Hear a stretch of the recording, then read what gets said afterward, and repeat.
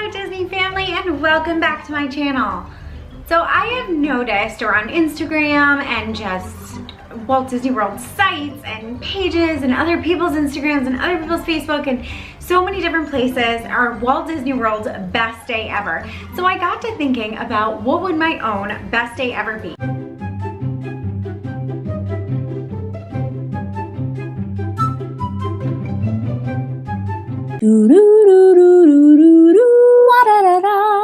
So let's get started on what my best day ever would be, the Magic Kingdom. So of course, the very first thing I want to do to start my day is make sure that I get to Magic Kingdom by rope drop. And that is because I do not want to miss the castle show. The castle show is so much fun. It's got so many fun characters welcoming you to the Magic Kingdom, and it's located right in front of Cinderella's castle in the center hub.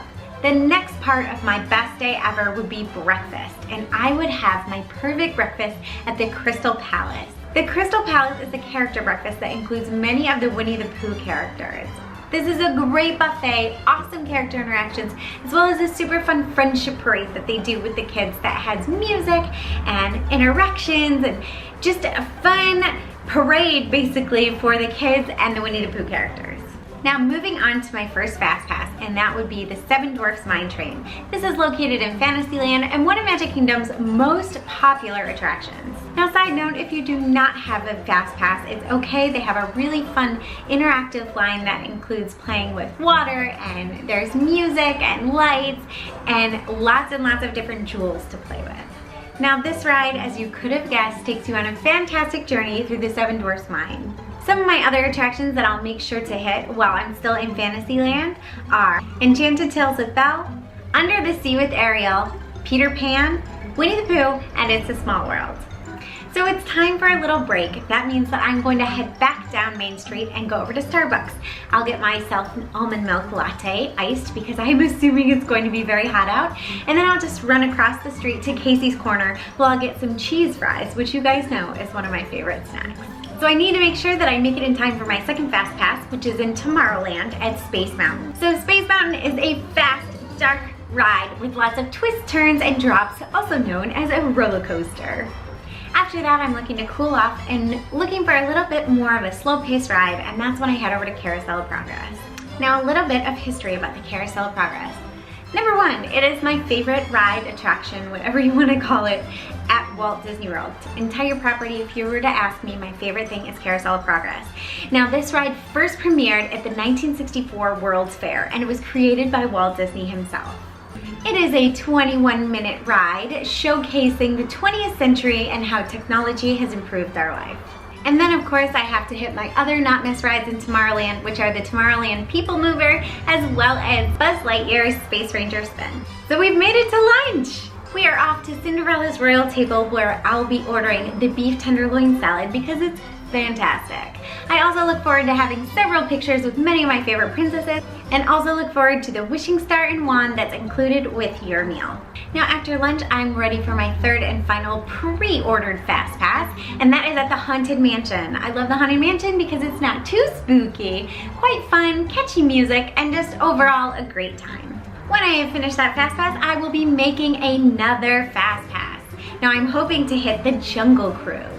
And while I'm waiting for that Fast Pass, I will get ready to meet some characters. Since I've already met many of the princesses as well as many of the Winnie the Pooh characters and my character dining experiences I've already had, I'm gonna go down to Main Street and meet Tinkerbell. And then I plan to head back through Fantasyland to Dumbo's Circus so that I can meet Donald, Daisy, Minnie, and Goofy. Once I've met those characters, I'm gonna head back over to the Jungle Cruise, which is a very punny cruise that takes you through many different rivers in the world. I will be also making another Fast Pass for Pirates of the Caribbean. Since I'm in Adventureland, it's absolutely time for a snack, a delicious pineapple flavored treat called a Dole Whip over at Aloha Isle. While enjoying my treat, I think I will head on over to the Tiki Room and have a little bit of tiki time with the birds over there. After that, I will hit up my next Fast Pass at Pirates of the Caribbean. it's dinner time. So staying in the same vicinity, I'm going to have dinner at Pecos Bill's, which is a quick service restaurant, and I will be enjoying the beef nachos over there. They're allergy friendly and great for a gluten-free meal. So since we are gearing into nighttime, I know that I'm going to be wanting to watch Happily Ever After, which is their nighttime spectacular. That means that I have already made a reservation for the dessert party. There I'll have my choice in many different pastries, candies, and ice cream, as well as a variety of different drinks. Now this gives me the perfect viewing spot to watch Happily Ever After.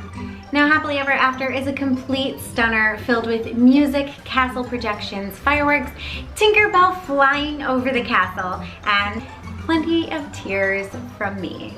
Side note, this show actually inspired me to open my own travel agency and inspired me to follow my dreams, as cheesy as it may sound. But really and truly, it was that powerful for me. I then plan to do some shopping on Main Street. I love looking at all the different stores and all the different things that they had to offer, including many of the clothes and purses by Vera Bradley and Judy and Burke. I'm also looking for those pink millennial ears. You guys, I don't know if anybody finds them, I will literally pay you to send them to me if you find them. So let me know if you have a pair or you can catch a pair or find a pair, because I would love to have those ears. I then go back to the castle for another show called Once Upon a Time. Now hopefully I'll be able to catch the Kiss Goodnight, which is at the very, very end of closing, maybe get some pictures, and then head back to the bus, where hopefully the bus will be pulling up. Nobody will be there, and you guys know that would really be an end to a magical night. So what would your best day look like at the Magic Kingdom? If you want to see me do other videos like this, like my best day at Epcot, or my best day at Animal Kingdom, or my best day at Hollywood Studios, please make sure to give that thumbs up, because that lets me know that you guys enjoyed this video. If you have not joined my Disney family, make sure to hit that subscribe button. I would love to see you around, and also leave me a comment below so that I can start to get to know you. And as always, I hope to make your trip just a little more magical. See you guys real soon. Bye.